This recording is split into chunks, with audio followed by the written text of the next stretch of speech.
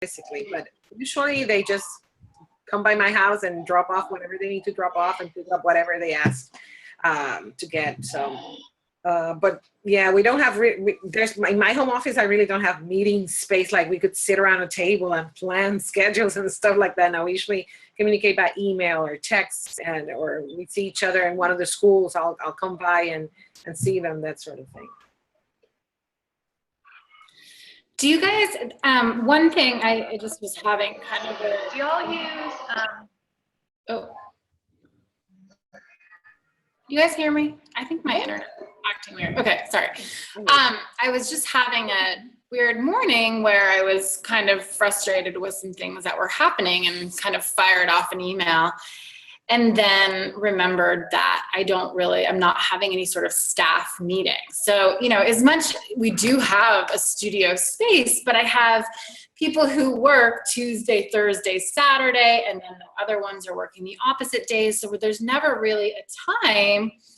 And it's this weird situation where it's like, if I call a meeting, you know, do I pay them to come to my meeting? Which, you know, at this point I need to do, I guess, if they're going to put up a fight about getting paid for an hour-long meeting. But it needs to happen because there's just so many things that are like just I don't know, simple things that if we had a face-to-face for an hour, even every 2 weeks or even once a month, I can't believe I'm not doing it. And I was doing it over the summer because we were doing the camp, and it was very important that we meet weekly just to talk about camp and what went on and how we could improve. And then here it is almost November and I haven't had a meeting since August. You know, is that something that you guys do? And how do you do it? You know, do you pay them to be there, or do you just expect them to be there, or what?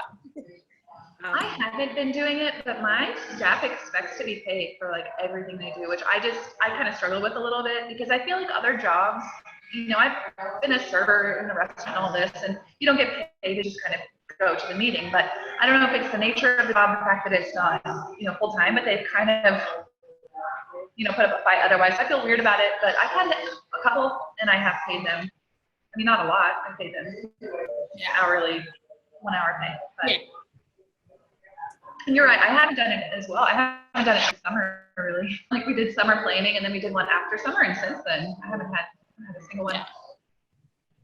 Yeah, I don't have regular meetings. I have only a meeting at the beginning of the semester. And I meet with all my teachers, not just the sewing teachers. And at that time, we talk about the schools and we talk about the protocols and some rules. And we distribute materials. We distribute the t-shirts, the fun stuff. And it's important for me for them to know each other because they might run into each other at a school, both the Bricks for Kids and the sewing teacher, so that they know each other and they exchange numbers. And sometimes one teacher can, will call the other one about, how did you do this project? I can't seem to figure it out, something like that. So it's sort of like a meet and greet. Mm-hmm. And then I'm introducing an additional meeting, I should say, at the end of the semester, sort of like to, celebrate our victories and, have time to think and talk about what didn't go well. And at the end of my beginning of the semester meeting, we end up going to a restaurant afterwards. We went to a pizza place, a really nice one, and we all ate together. And then that's what I'm going to do over Christmas as well, go to a restaurant. So basically, I'm not paying them, but it's more of like a to get together because there's food. Yeah. At the end. Yeah. So it's not really. I mean, I guess it is sort of a staff meeting, but it's more of like beginning semester, end of semester, celebrate. Be together and get to know each other, kind of thing. Yeah, which I do as well, and we try to plan activities. But I just think that the come together even for half an hour and talk about, and I don't know, I'm just struggling with the same things over and over, simple things with the studio, keeping it clean. I teach in the schools 4 days a week. I don't teach any classes in my studio right now, which is sort of frustrating because I love my studio and I don't even get to teach there. and I'll just come in and work in the morning, and it's just like, it's not clean. And it's like, really? Like, and I know, and they're great employees. I think otherwise, like, I wouldn't want to lose them, but I just don't understand what's happening. And, and maybe, a shift, like an after shift set of things that they're supposed to do? Oh, it's there. It is there, Caitlin. And it is referred to in emails, and it's attached in emails, but there just seems to be a real, and I mean, talked about face to face, and I don't know. I'm struggling. It's sweet. I know, like it's, and if it's not sweeping, then the garbages are just full for 2 weeks, and it's like, I don't understand.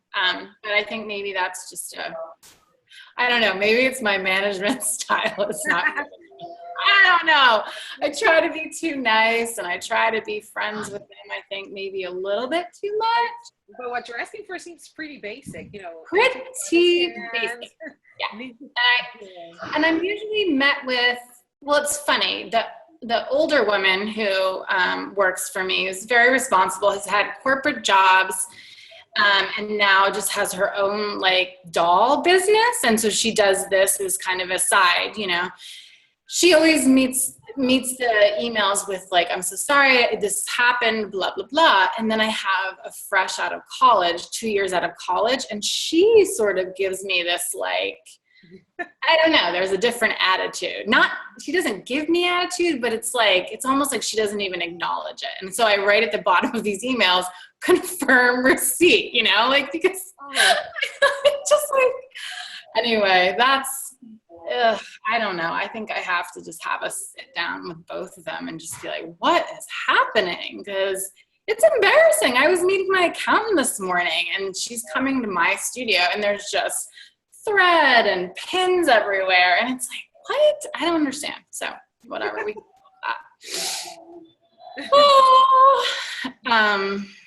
what other things are on my list? I of course didn't bring my list of what we were going to chat about today, but are there specific things that you guys, besides what we've talked about, want to talk about? Well, I have one. What you got? So last semester, I worked all of the classes with one other employee. She and I did it. Our maximum was about 12 people, and it worked out pretty well. But this semester, I made a switch because we were growing, and so I stepped back out of the classes. We bumped it down to 8 as the maximum, and then she was going to work the classes. So it went well like the first half of the semester, but it's taken a turn, and like she's having trouble handling classes. She feels kind of overwhelmed and stressed out and everything by the ratio of the kids and like the mix of kids and everything. And so I just kind of feel, kind of between a rock and a hard place, because I've booked myself elsewhere and also booked 8 kids because, she said she had confidence in doing it. And it's kind of both my teachers. I guess the 8 to 1 isn't working out for us very well. I feel like we need another person, but it's just a little bit tough mid-semester because I'm having to scramble to kind of make sure that nobody's up and quit in the middle of the semester because they're so stressed out. So kind of a two-part thing. I mean, how crazy are y'all's classes? Because my little classes are fairly insane. And Megan, you do 8 to 1, right? Mm-hmm. Yeah. And I definitely don't do more than 8, but I feel like 8 is it's a little bit of a stretch, I think, but I think, less than that, and it's just not worth it. And I think if you have the right teacher who is used to it, is this a teacher that worked camp?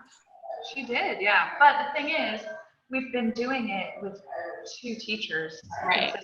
Which I think makes a pretty massive difference. And in her defense, like she was really excelling through the fall last year and or spring last year and through the summer. She was doing really well. But the thing is, I think she's not great as a solo teacher. I mean, she's feeling kind of overwhelmed. And like, I went to one of the classes to, help her out, and she really kind of gets her head down with stuff, which I don't think you can really do. Like she'll be helping, or she'll be doing one task, or, and I'm just like, oh, the rest of these kids are gonna, tear the room up.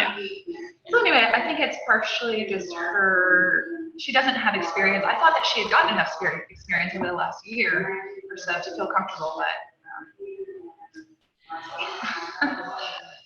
so. What's your ratio usually? Mine's 8 to 1. I only have one class where I have 9 kids, but there are 8 kids and there are 8 kids. I don't know. It depends on the age composition of the class. It's very different having eight fifth graders and having 8 second graders. Yeah. And some kids will work independently, and some kids will be at your side all the time. Like, what do I do next? What do I do next? What do I do next? And they just can't work on. So it's a different. I hired this semester's one of the schools where I'm at. It's a new school, and they were really responsive. We got 9 kids there, and I talked to their home ec teacher, and she's being an assistant in our class. And that's worked out great. The first class was crazy with 8 kids. My teacher couldn't handle it. And the school actually offered, she said, oh, our home ec teacher would be interested in, in assisting you. And I went, great. And it's so much better that way. I mean, so it depends on the class composition. If you've got younger kids, older kids, if you got kids that work independently or not. But yeah, 8 is about it. That's a stretch. That's as far as I would stretch. And you pay the home ec teacher or no? I pay her $20 per class. Okay. She doesn't have to carry any equipment. She doesn't have to do attendance. It's just being there, physically there, to make sure that everybody's working, safety and everybody's doing something, while the other teacher might be, working with one of the younger kids. So it's still profitable if you do it that way. I mean, I don't know how much you pay your teachers, but it seemed very reasonable. Yeah, I think he's there at the school, so. Yeah, I was gonna say that's an interesting. I'd never done that before, where you kind of do a side conversation with somebody who actually works at that school and say, hey, this is happening every week, and maybe it doesn't even need to be a sewing, like obviously the home ec teacher sews pretty well, but just somebody to kind of warm body. Yeah, just keep the peace and just say, hey, I know you're, a school here, a teacher here, or a teacher's assistant or whatever, would you be interested as, an hour a week helping out with this class? I don't know. I feel like that actually isn't a bad idea because some teachers. Now, I'm doing that not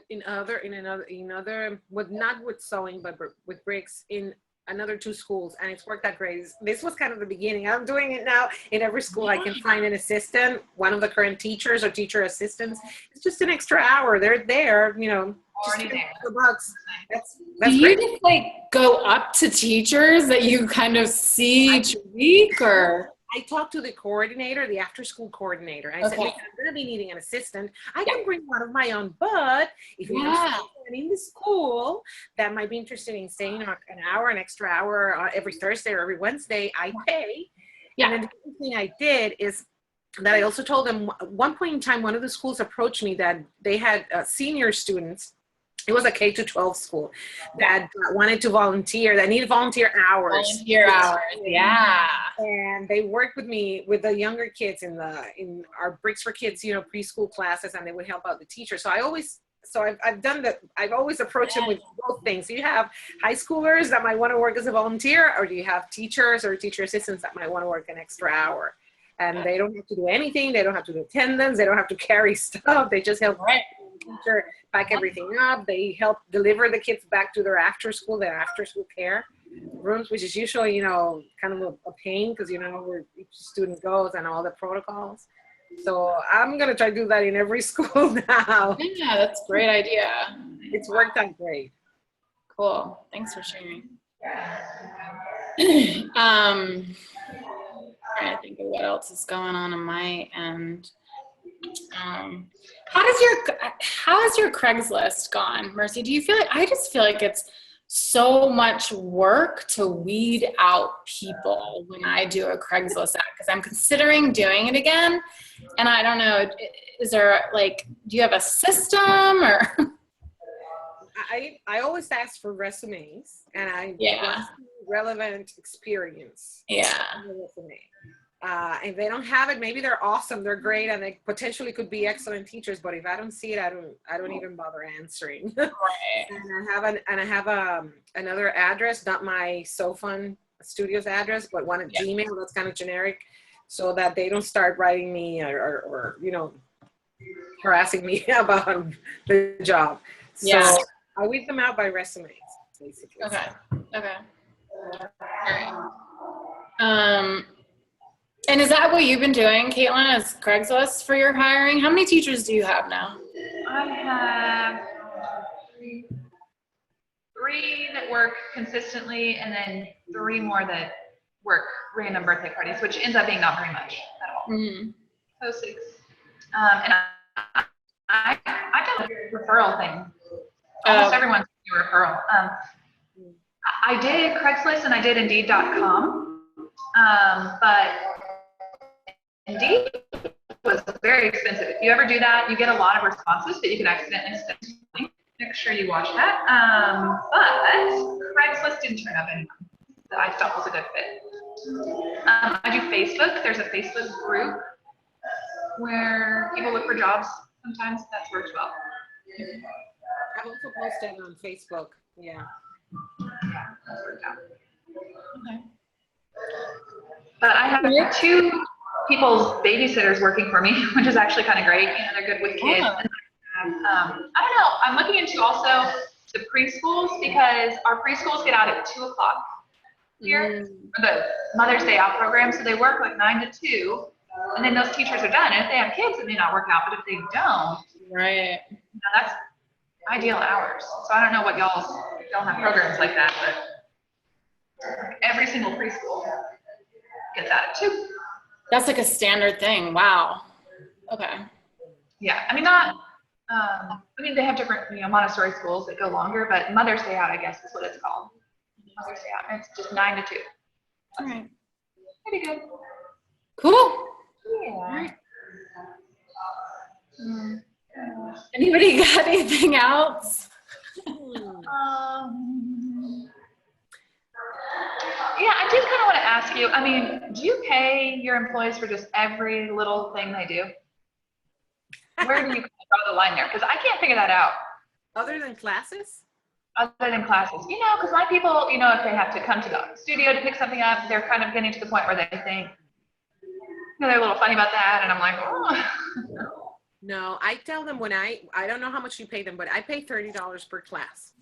And I tell them, it sounds like it's per class, but it's really $15 per hour, because I'm expecting you to spend an hour teaching and an hour either getting prepared for class or, whatever administrative stuff we have to do after class.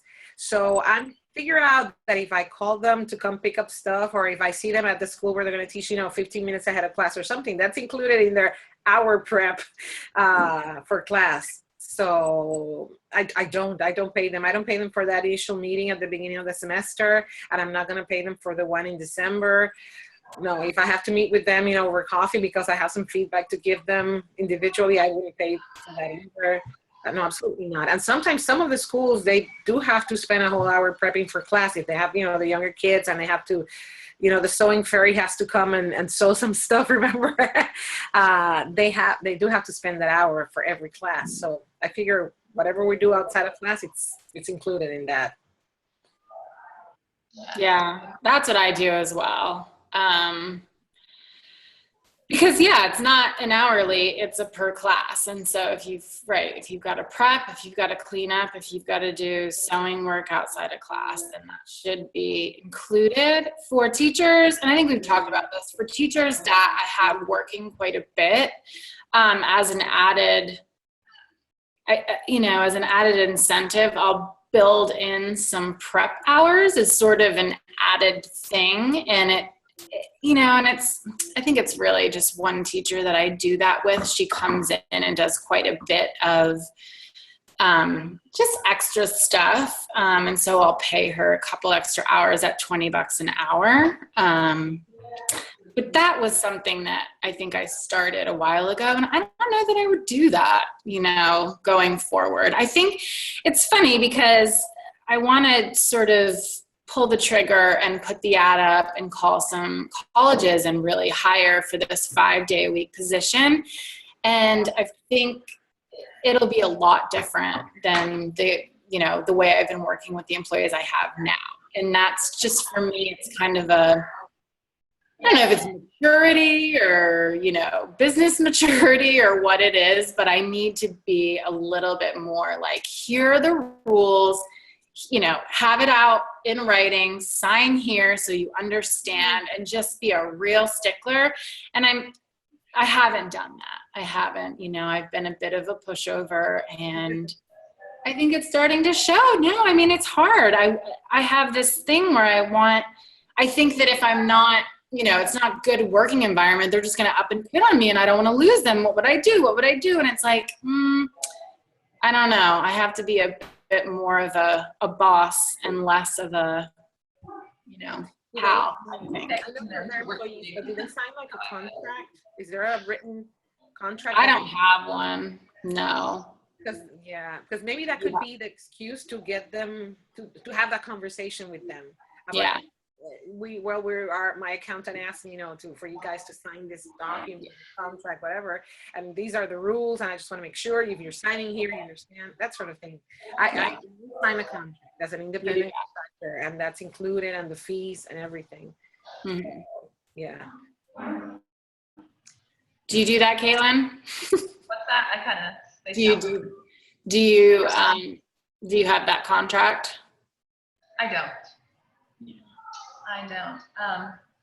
And honestly, I'm kind of like in a weird place. I way overpay my employees. I really do, because how much do you pay them?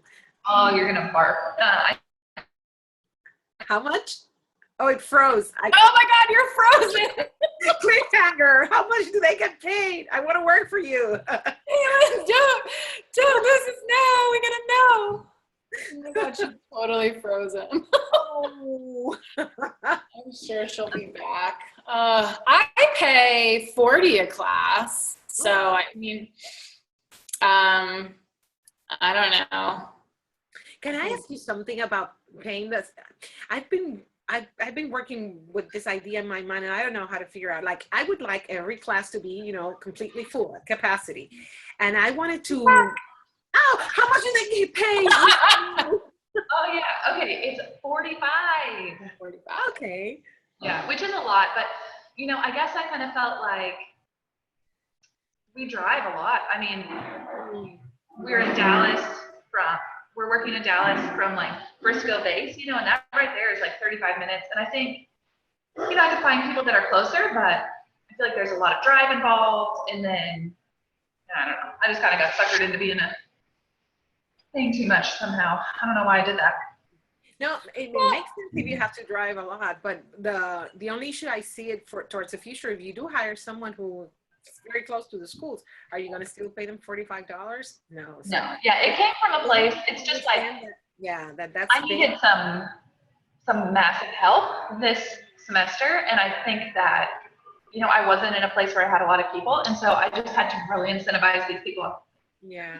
I desperately needed their help. And it came from a place of desperation, which isn't cute and it's not a good thing, but we're getting through it. So. Except now she needs an assistant and I'm paying her $45. Oh my gosh. Oh, okay. We just had somebody else join the call and I don't know who she is. Do you want to introduce yourself? Hi, everybody. I'm Allison Parker. I just opened a sewing studio down in New Orleans. We started out as a nonprofit. We work with kids in schools, and now we've actually got our own studio. So we're taking on some adult classes also, as well as some other kids classes. And I've hired some teachers, and I'm interested to learn about other people's experiences in this field. Oh, yeah, welcome. What's the name of your business? The nonprofit is called Rick Rack, and it stands for Repurposed and Altered Costumes for Kids.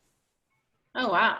Yeah, so we do a lot of work with kids, and we revolve a lot more around costumes than we do clothing and fashion. But now that we're getting into adult classes, we're starting to get more into that. Okay, awesome. We were just sort of chatting about the struggles of having employees and how much we pay them and comparing that and just talking about, I think it's, and I've said this before, I think it's one of the hardest parts about running your own business is having employees. And I still think that. I think every day I find a new challenge involved in having people work for my business. So have you had, go ahead. I'm sorry. Just someone. Oh, I was just going to finish the question, and Caitlin wasn't in the conversation. I was asking Megan if she had ever thought about variable fees for the teachers depending on how full the class is. I know all your classes are full. All of mine aren't. Maybe I'll have 2 spaces, 3 spaces. And the teachers really don't have any ownership of that because they're not the ones doing their own. So they'll teach, if it's 1 student or 10 students, the same to them. So I was thinking of ways to, how can I provide an incentive so that they also feel like, I have to promote this class. I have to, give out stuff to get more kids in here so I can make more money. Have you ever thought about that, or you ever? I do. And when I say 40, that's for 8 kids. So from 4 kids up to 8 kids, it starts 20, and then I add $5 on for every kid. So if there's 4 kids, it's $20 for the class. It's hard. There are some times when I think I've backed out of classes, maybe at a school or something that only have 4, but I hate to do that. So every once in a while, as long as the teacher's okay with paying, getting paid $20 for the class, and sometimes they don't really care. It's often like a break for them. They feel like it's like 4 kids. Oh, this is great.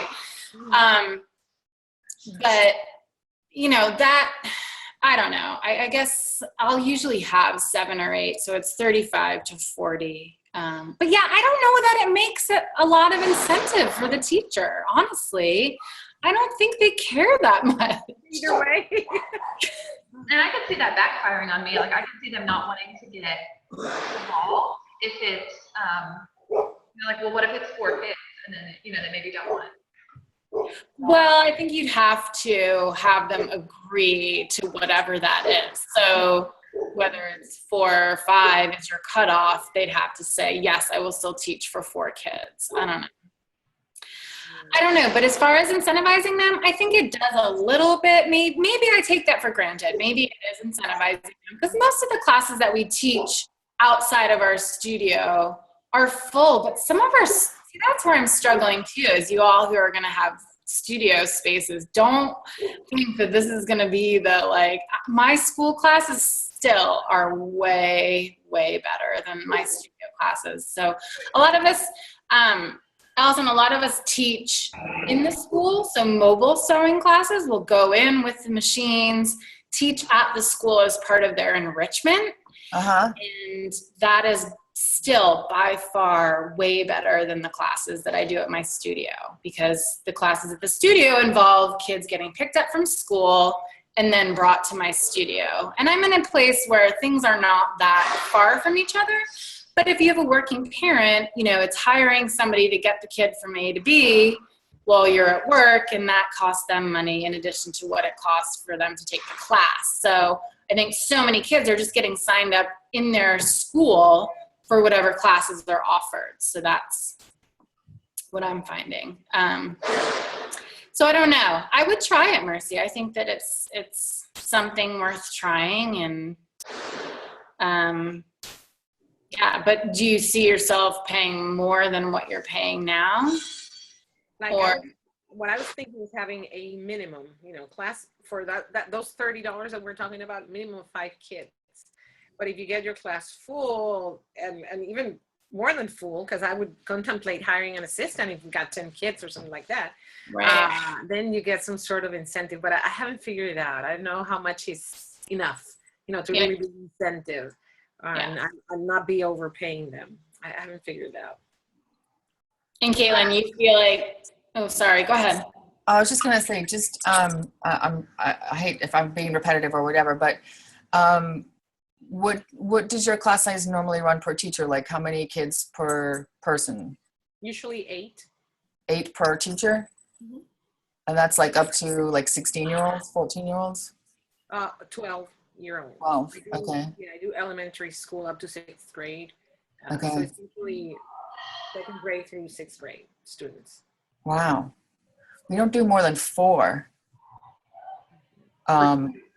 Yeah, I do, and for me personally too, it's just my time with them, and just when they get stuck on something, when I can get back around to them after going, through the other 3. But I found sometimes with the few teachers that I've had too, it's easier on them, and I've found like I'm going to say like 0 incentive. I mean, they're here for the hour anyway, so I've almost found it for them like less students is less stress, is an easier class. So if I'm going to get $20 an hour for less stress, I'm going to do less stress. Like they're going to vote that way all the time. I don't know. And then like my adult classes right now, like we're just starting our very like 2nd session, and they do six per class. And I've kind of found it the same way for them. Like the teachers have come so far to like our open house. When we do an open house they've been there at least for that, and that's voluntary, but they bring samples of their work and talk about who they are, and are in the back room talking about that and pushing the class when I'm up front talking to somebody else about something else. So I found that they're very helpful for that, to have them in the space. Otherwise, as a promotional marketing person, when we do the open houses, but I definitely haven't found any help with them going from 4 students to 6 students or what have you. I don't even know that many of them have even brought in 1 student. Yeah.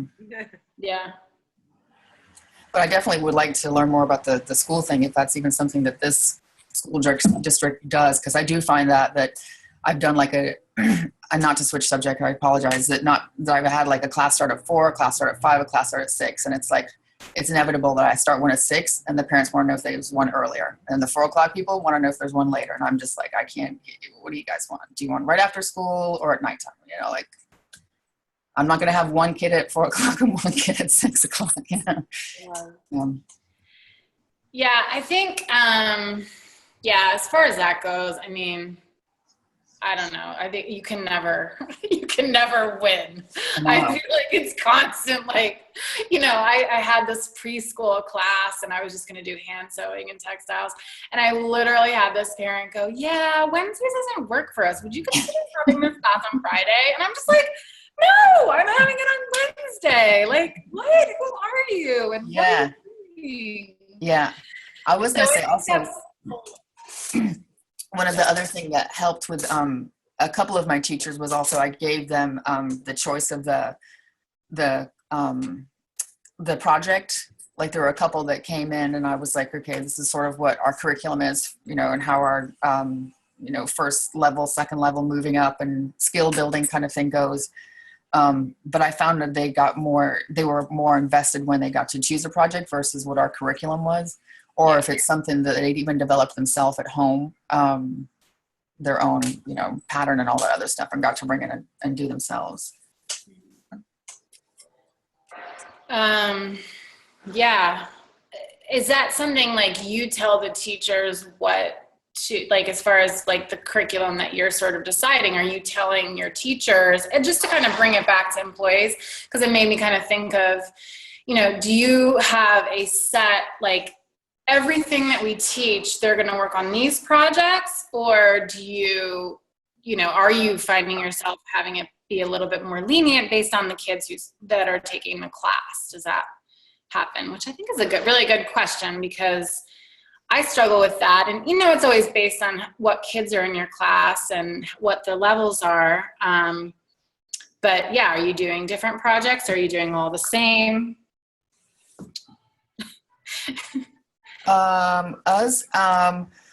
We started out, we're alternating. So it actually makes it a little bit more interesting for some of the people who are in a beginning or intermediate class that aren't, that like the time and don't want to move up to an intermediate, say. They're staying with the beginning group, even though, they've learned more stuff. So we're switching it up to between like an all doing the same project to bringing your own project to choice of 3 projects. So we're sort of alternating between those right now and seeing how that works. Like we're super early in our, Yeah. stages. What about you guys? Well, I was just going to ask, are you guys, Caitlin and Mercy, are you ever giving them a choice as to what you're making, or is it all just like you go in and this is what we're making for the next 3 weeks? The students or the teachers? Hmm? Do you give the students a choice or the teachers? Sorry. Either or. No and no. I'm just being silly, but we do, I did get with the teachers in the beginning, and there were certain things that they didn't care for whatever reason. So I don't really care what they're making, but I want to know, and that's my only thing, because I keep notes of what's working, what takes a long time, this and that. So I feel like I'm pretty flexible with the teachers. If they have a certain thing in mind, we use mostly Hipstitch and so-fun projects. And then I just keep notes, make sure that it's all fresh, something they haven't done before. And then the kids, we don't give them a choice. Choices are kind of hard for some of our age groups to have a lot of options. So we just let them embellish if they're quick. And then, we just kind of tell them what we're doing. Sort of like Caitlin, for my K-grade, well, we decide which projects we're going to do over the semester. And they can do it in whatever order they choose. Sometimes we on purpose don't do it all at the same project at the same time, so I don't have to print out 3 dozen pattern sheets out of the same project. So they kind of alternate, so they can use the same materials over and over again, but they can do it in whatever order. And they do have modified some of the projects. Like one of them had a class that they were all really second and third graders, and the clutch wasn't really as appealing for them, so she made it smaller and she added a strap, because that was more like for 8-year-olds and 7-year-olds. So they can modify the basics. I don't care. Like you, Kaylee, I also keep notes of what have we done over the semester, so that I can tell the parents the following semester it's all new projects, everything new, no repeats. Which I'm gonna get in trouble next semester because I kind of ran out of projects. Help. We'll be talking about that, Megan. We have no more projects. Yeah. That's a whole other story. But, I think it's interesting to have somebody that's kind of starting out and hearing all the things that she's saying, kind of saying with like times and projects and how many students per class. And I think I do feel strongly that you kind of have to have the same project being taught and have some flexibility in that project, whether you're changing the strap or you're changing the size or doing something different to accommodate the different skill levels. I think that is really the way to go. So that's what I've been doing as well. I have not, which I think is sort of silly. I haven't been on top of the teachers and what they're making. And I think that was also where I need to tighten up my ship a little bit. And because I've got a ton of new projects, and I just think I've let that go a little bit and haven't said, okay, here are the new projects. Choose from these for this semester. And it's my management style that needs to kind of tighten up.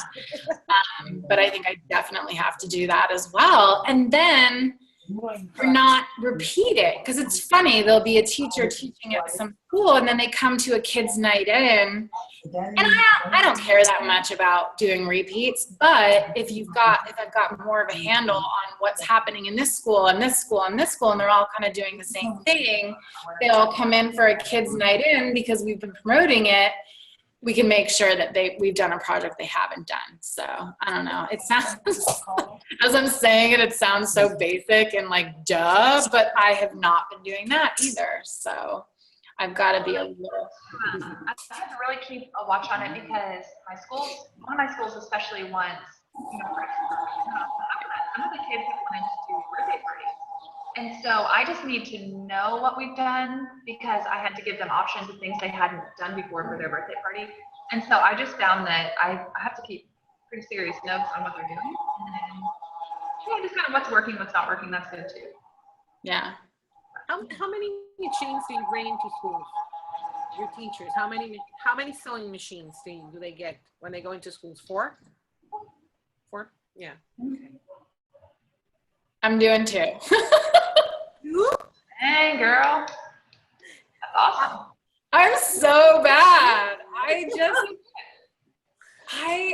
I can't drag machines around. Like there's just the parking situation where I am. There's just no way to get them in, and I don't have enough. I've been leaving them. That's why I'm lazy and I leave machines at schools. So I leave too. And if through the semester they get better and it starts to be a real, like, everyone's standing around waiting, I'll bring one with me in and out as I get into the semester. But even this past week, I was thinking I would start bringing another one in, and I'm pretty good at managing the flow a little bit. And if there's like a kid sewing and a kid behind, that's fine with me. And then the other 4, if I have 8 kids, there's 4 on machines, the other 4 are cutting, and everyone's kind of flowing back and forth. I never do the whole except in the beginning, I guess, we're all going to cut this now. But even that, I'll have them cut part of it. And then the first 4 done, I'll say, okay, you're sewing this. You all are cutting the rest out. And then they'll switch places. So I can manage the flow of cutting to sewing so I can have less machines. And also, with the class, if there's only me or only one instructor, it's a lot to have more sewing machines going. And I had a couple we had a lot of camps this summer and a lot of kids going through, and we had 2 kids, hit their fingernail with the needle because, and it's the most horrifying thing. I think I've become a little bit less horrified by it because it's happened and they're okay. But I think when there's too many machines going, especially when you're young, I get a little bit anxious, and I like to keep it less machines, more learning. And I know, it's like when they're standing in line watching, to me, that's learning. They're seeing how another child is doing it and what they're doing. And I'm just okay with that, and I don't think it has a negative effect on my classes. They're still coming back and they're still signing up for more, even if they have to wait a little bit. And I think maybe because I'm turning into an old lady, but I'm like, you can wait, you know what I mean? It's not all just instant gratification. Mine, even with 4 machines, there's still waiting time. I still get lines behind, each machine. Yeah. So I don't know, that thing about alternating, they all seem to be finished at the same time with whatever. Really? Or basting or whatever. And and I have 4 machines, and if we were up to them, I would have 8 machines, Yeah. Right. Because they're there. They want to be there. I wish I could do that. Now, you said you left them at the school? I do. And how many machines do you have in total then? I have a lot. Yeah, I don't know. I probably own 30 of them right now. Okay. So, yeah. You always use the same kind? I have in recent years. Yeah, we use the Simplicity SB 700T. It's lightweight, but it has a slightly stronger motor than just it's a Brother machine. But it's a better motor than the machines you can just buy in Amazon or Walmart or whatever, but they're not super heavy. And I find it's been a good machine. I've had a couple that actually are in the shop right now. But we'll see if they get fixed, and if they don't, I don't know, I'll lose them. But yeah, I found that that's a good machine, especially if you're moving around with classes. Yeah. And how do you usually go about hiring a teacher when you need a teacher? We talked about that a little bit. We were saying Craigslist, which I don't know. It's hit or miss, and I think there's so much weeding to go through on Craigslist.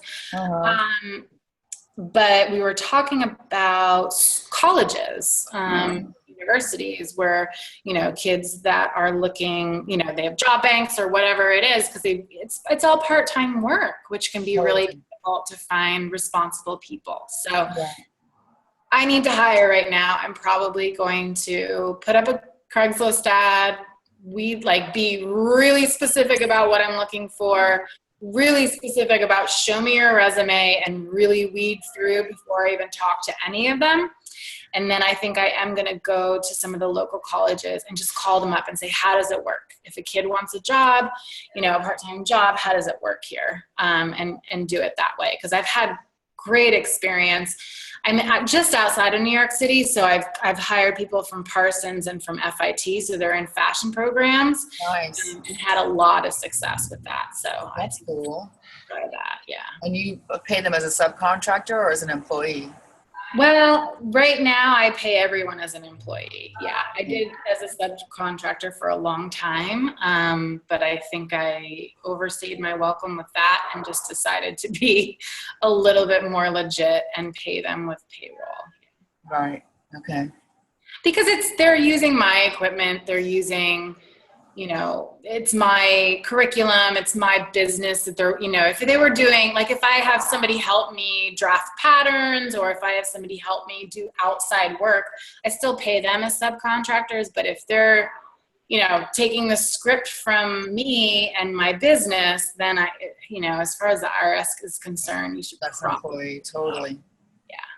Totally. Have you ever had anybody like try to take your classes and go somewhere else and teach them?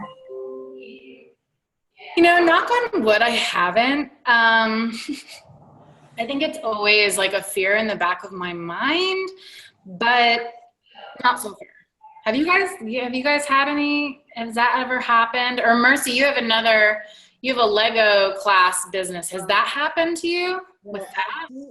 Remember I said that they sign a contract and I have an Oh, right. in the contract, it says there's a non-compete, non-disclose segment. And that in addition to that, I also make them sign a separate one that's all about non-compete, non-disclose. So it's like twice. They're signing it twice. And when they're signing it, I tell them, you know, this is what you're signing. This says that you'll never compete with me or that you will never use this information. It's like an agreement that has no expiration date. Yeah. So I think it's probably too extreme, but they do sign it. So if I ever find out that it hasn't happened, but if I ever hear that it has happened, I have legal backup for them to go after them to stop. Uh-huh.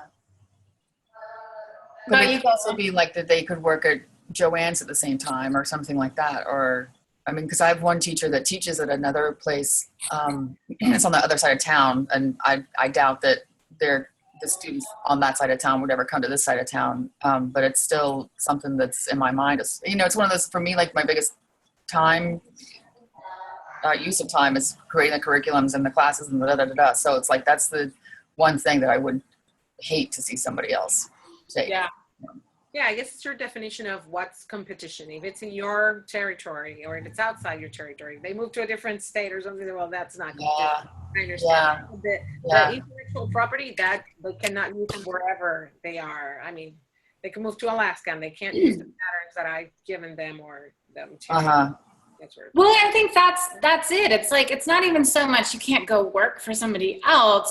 Go work for whoever you need to work for in my book, but do not use my patterns there. You know, there was one situation where now that I thought about it, she had shown, and it was just on Facebook, that she'd shown this, you know, pile of projects, and it was a project that I had created, and she's doing it in another place. And I just, you know, directly said to her, I said, you can't do that. These are, you know, this is my property. You cannot go out and you can teach whatever you want there, but not my projects. So I don't know. And I have a tricky thing with private lessons, because for the scope of my business, it's not working out to do private lessons for me. What I have to pay the teachers doesn't work out with what people are willing to pay and all that kind of thing. So I am kind of like in a tricky area where I'll sort of pass off private lessons to my employees, add extra work to them, because it's just not worth the money and time that it takes. And so anyways, that's kind of tricky for me. And that's the only place I get a little worried, because sometimes, I mean, they're my lead, and I let them use So Fun patterns, but it's my employees teaching it. So it's kind of a weird what I'm doing. Anyway, side note. That's the only time. Kind of are, I don't know. You know what I mean? No, it's just not worth paying them. It's more sense for them to get paid directly. Yeah. That's not very many of those. 2 kids. I think you should rethink that once you have the studio, Caitlin. But no, I definitely need to. It's just right, yeah. Yes. Right now. Weird. Guys, I have to kind of sign out here. Yeah, I do too, actually. I think we've been an hour. She's coming in a couple of minutes and I have to prepare some materials for her, so. Okay. Hey, in the meantime, just shoot me an email if you've got things that you want to discuss in future calls like this. Like, let me know.